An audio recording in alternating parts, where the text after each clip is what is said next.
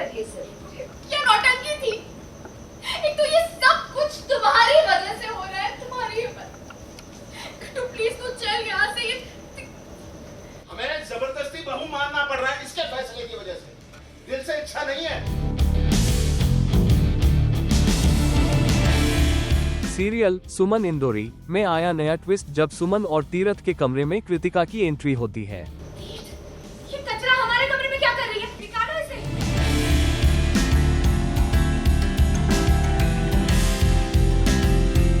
इसे देखकर सुमन कृतिका से सवाल करती है कि आखिर तुम मेरे और मेरे पति के कमरे में क्या करने आई हो। इस बात को लेकर दोनों के बीच बहस होती है। ड्रामा बंद करो। गलती से भी ये मत सोचना कि एक बार फिर तुम हाथ उठाओगे और मैं चुप रहूंगी। याद रखना, इस हाथ को ना झूमर बनाने की आदत है। उठानी चाहिए। इसी के साथ कहानी में एक और मोड़ आता है जब वहां देविका आती है और कृतिका का समर्थन करते हुए कहती है, तीरथ तुम्हें पता है कि मेरी बहन पागल हो गई है, उसने तो आत्महत्या करने की भी कोशिश की है। ये ड्रामा नहीं कर रही, इसकी हालत तो देखिए। I don't believe this is drama कह रही थी भाई। तू चल यहाँ से। तभी तीरथ के पापा भी आते हैं। कैसे रही है? मैं रहूं तो तुम क्या हो रहे हो? तुम पागल, तुम्हारा दिमाग खराब हो गया है। क्या हो रहा है? यार ये शोर क्यों मचा रहे हो? जहां उन्हें बताया जाता है कि कृतिका जिद कर रही है तीरथ के कमरे में रहने के लिए। आपकी बहू की बेइज्जती हो रही है और क्या? एक तो ये लड़की जबरदस्ती हमारे कमरे में घुस गई। इसके बाद तीरथ के पिता उसे समझाने की कोशिश करते हैं, लेकिन सुमन कहती है ये पागल नहीं है, पागल होने का नाटक कर रही है। दिमाग खराब है और ऊपर से मेकअप पूरा खराब है क्योंकि नौटंकी कर रही है सर। क्या नौटंकी थी? एक तो ये सब कुछ तुम्हारी वजह से हो रहा है, तुम्हारी वजह। तो प्लीज तू चल यहाँ से। सुमन फिर देविका पर वार करती है और कहती है, देविका जी आपका ये ड्रामा परिवार के सामने चल सकता है, लेकिन मेरे सामने नहीं। जी आप सबको बेवकूफ बना सकती हैं, मुझे नहीं। ये सब क्या बोल रहे हैं? ये सब मुझे पागल कैसे बोल सके? मैं आपको तुमको पता है ना, मैं सही हूँ, मैं तुम्हारी पत्नी हूँ। ये सब मुझे झूठ बोल रहे हैं ना, मुझे याद है।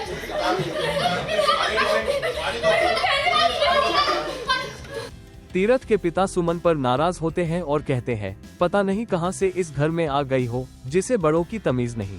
कब से देख रहा हूँ देविका देविका बुला रही है, भाभी है तेरी है। इस घर में भाभी को नाम से नहीं बुलाया जाता है, संस्कार है इस घर के। पता नहीं क्या संस्कार है इसके। जो सुन, कृतिका की जो हालत है वो तेरे और इसकी वजह से है, समझे? तीरथ के पिता तीरथ पर भी गुस्सा करते हुए कहते हैं, अगर तू शादी के मंडप से उठकर नहीं गया होता तो कृतिका तेरी पत्नी होती। सब तेरी वजह से हो रहा है। बीच मंडप से कृतिका को छोड़कर भाग गया इससे शादी करने के लिए, हैं? तेरा फैसला, तेरे फैसले के नतीजे की जिम्मेदारी भी तेरे पे है। कहानी में बड़ा ट्विस्ट तब आता है जब तीरथ के पिता एक बड़ा फैसला लेते हैं और कहते हैं, अब से कृतिका और तीरथ एक ही कमरे में रहेंगे और सुमन कमरे को छोड़कर जाएगी। हमें जबरदस्ती बहू मानना पड़ रहा है इसके फैसले की वजह से, दिल से इच्छा नहीं है। तू अपने आप को समझती क्या है ये बता? किसी पर भी शक कर लेती है। कौन है तू बता? अब इस ट्विस्ट के बाद कहानी में कौन सा नया मोड़ आएगा, ये देखना दिलचस्प होगा।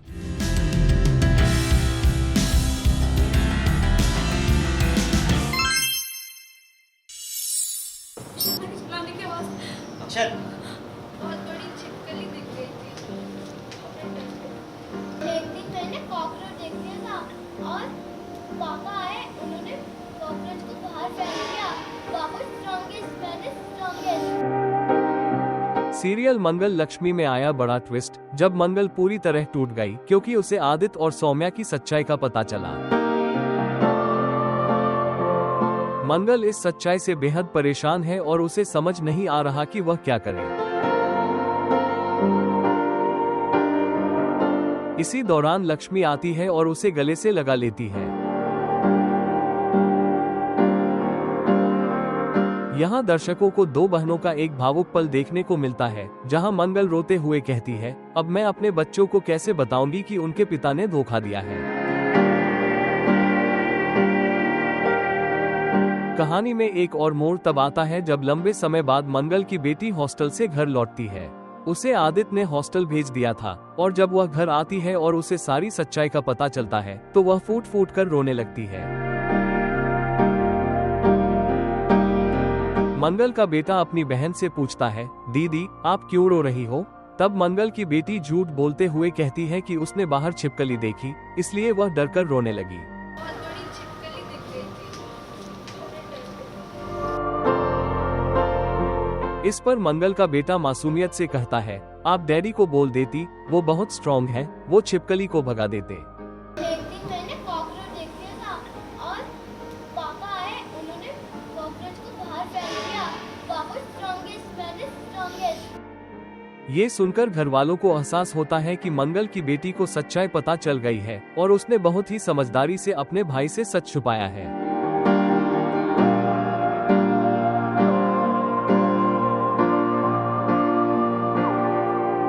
कहानी में नया मोड़ तब आता है जब कुसुम मंगल को समझाती है कि उसे कहीं जाने की जरूरत नहीं है।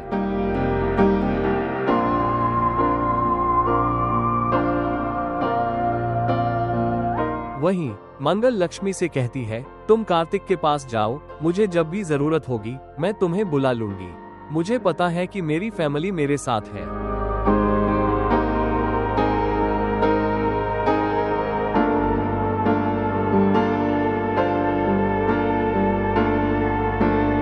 अब देखना दिलचस्प होगा कि कहानी में आगे क्या होता है और मंगल इस मुश्किल हालात से कैसे निपटती है।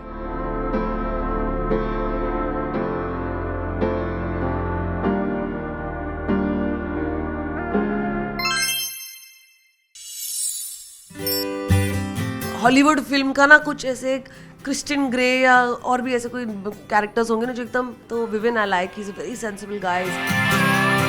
मतलब जब मुझे पता चला था करण आ रहा है तो मैंने बोला यार I can already see a winner.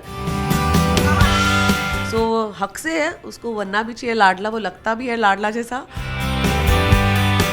तो बिग बॉस के जितने भी लोग हैं घर में, जो बिग बॉस के घर में, वो बिग बॉस की 5 उंगलियां हैं, बट वो है तो एक मुट्ठी का हिस्सा ही ना। ये तो बोलते बोलते मतलब कहीं आगे ना निकल जाए यार, बट ही वॉज एंटरटेनिंग। तो उनका आई थिंक जितना पार्ट था he did well and good event. पता चले इनके ऊपर एक अलग थ्रेट आ जाता कि उड़ा देंगे तुमको। बिग बॉस देखें? यस, बिग बॉस OTT मैंने नहीं देखा था इस बार, मुझे बहुत बोरिंग लगा था वो शुरू में ही, तो मैंने छोड़ दिया था। लेकिन I think this season is really nice. I like, बहुत सारे कंटेस्टेंट्स हैं एंड अलग अलग वैरायटी के लोग हैं और अलग अलग फ्लेवर्स हैं उनके अंदर, और मुझे मज़ा आ रहा है देखने को। लाइक मेरे अभी 2 एपिसोड कल परसों के मिस हुए बिकॉज आई वाज वर्किंग, तो मेरे को भी ऐसे है कि I want to watch, I want to catch up कि क्या हुआ उसमें। So it's nice, this season is good. इस बार का जो थीम है पास्ट फ्यूचर एंड प्रेजेंट, बहुत सारे अभी तक आपको गेम किसका किसका चला, मतलब आपको बहुत पसंद है कोई आपका फेवरेट या आपका? या एक्चुअली इस बार ना बहुत कंफ्यूजिंग है, जैसे कंफ्यूजिंग नहीं है, फेवरेट्स बहुत ज़्यादा है। अब जैसे विवियन है, Vivian is got his own flavour. I think he is coming across amazing. ऐसे लगता है मेरे को एक इंग्लिश हॉलीवुड फिल्म का ना कुछ ऐसे एक क्रिस्टियन ग्रे या और भी ऐसे कोई कैरेक्टर्स होंगे ना जो एकदम सटल, हैंडसम, चार्मिंग और कम बोलते पर सही बोलते हैं। तो Vivian I like, he is a very sensible guy, is coming across as a wonderful person. उसकी पर्सनालिटी मुझे बहुत अच्छी लग रही है। हालांकि मैंने विविन के साथ, हमने ट्रैवल किया हुआ है, हम साथ में एक बार 31st मनाने के लिए बैंकॉक गए थे, and from there till here I feel यार ये तो बहुत कमाल का बंदा है। So Vivian I really like. Karan Veer I really really really really really like. मतलब जब मुझे पता चला था करण आ रहा है तो मैंने बोला यार I can already see a winner, because ना he is a full package, सब कुछ है उसके पास, पास्ट प्रेजेंट फ्यूचर भी है, वन लाइनर्स भी है, उसके कमबैक्स, उसके fights, the way he is dealing with everything. I really like Karan Veer. मुझे रजत भी एक्चुअली बहुत पसंद है, थोड़ा लाउड है, थोड़ा ज़्यादा जोशीला है, but I like that guy. I like Avinash also, I like Shilpa ji also, because एक तो उनको देखा है और मुझे शुरू में भी बहुत पसंद थी, उनके सारे गाने मुझे बहुत अच्छे लगते थे। So I am liking her, that I am glad कि ये आई है घर के अंदर। तो दीज 4-5 आर माई टॉप 5।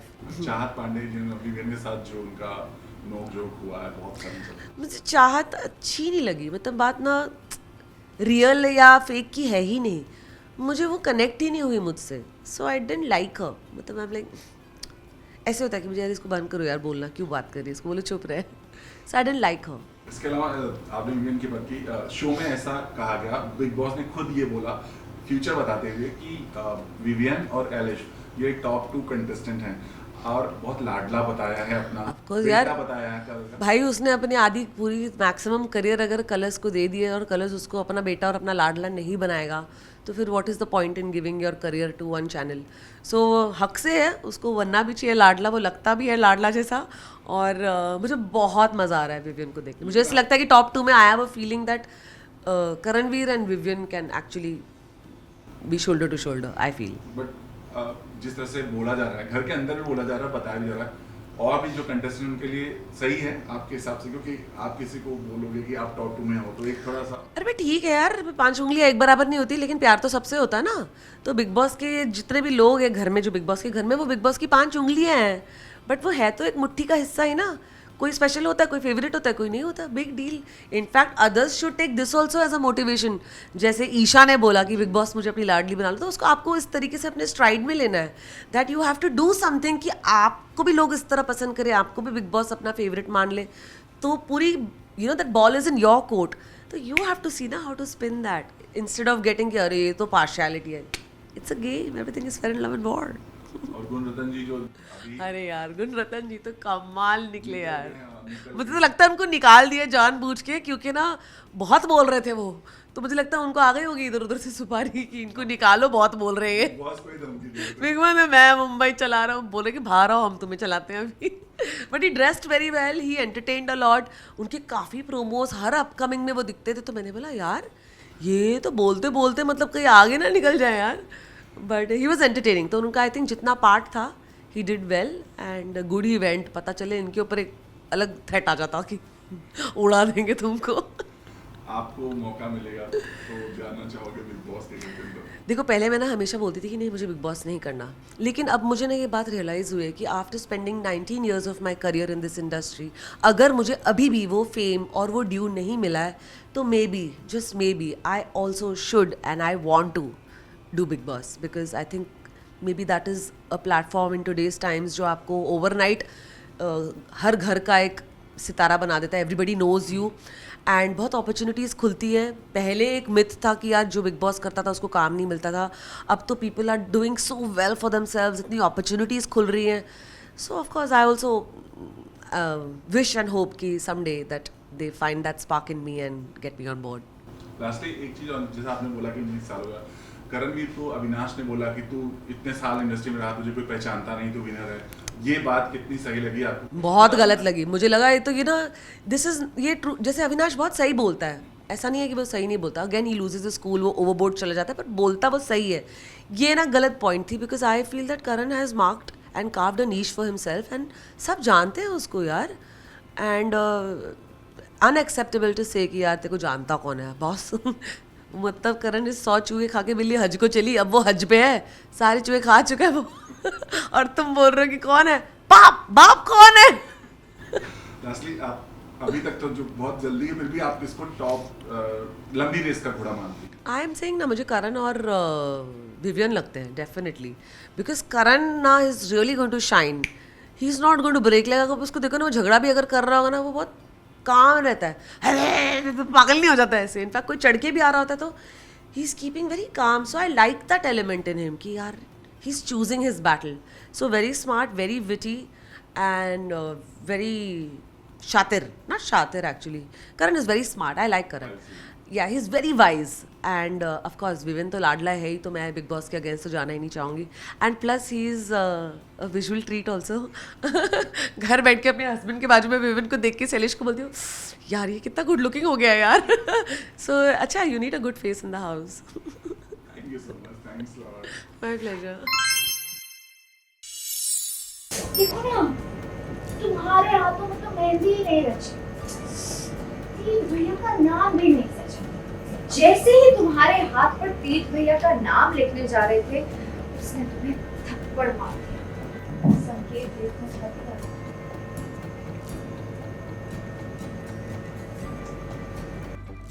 ये जो नाम तुम्हारे गाल पे छपा है, वो थप्पा है तुम्हारे रिश्ते का. हाँ, तीर्थ भैया तुम्हारे हो गए मैडम, ये रिश्ता तरस का है।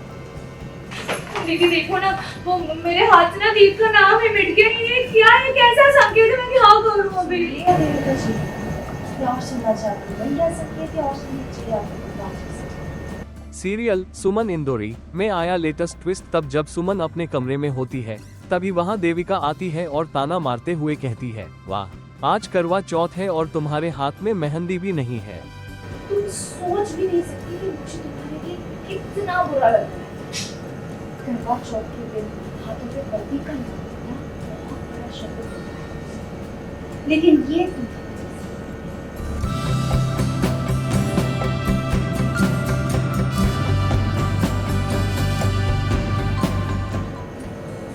शादी की नहीं है।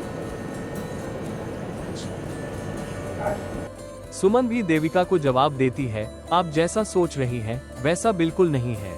आप जो देख रही हैं, ये मेहंदी मेरे गाल पर छपी है, जिस पर तीरथ लिखा है। ये देखकर देविका चौंक जाती है।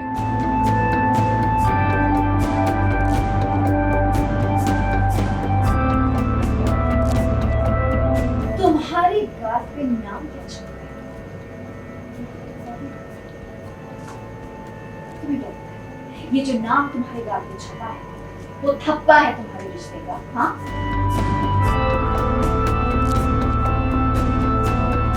इसी के साथ कहानी में एक और ट्विस्ट आता है जब देविका की बहन आती है और कहती है, देखो ना, मेरी हाथ की मेहंदी चढ़ी ही नहीं, मेरी पूरी मेहंदी खराब हो गई।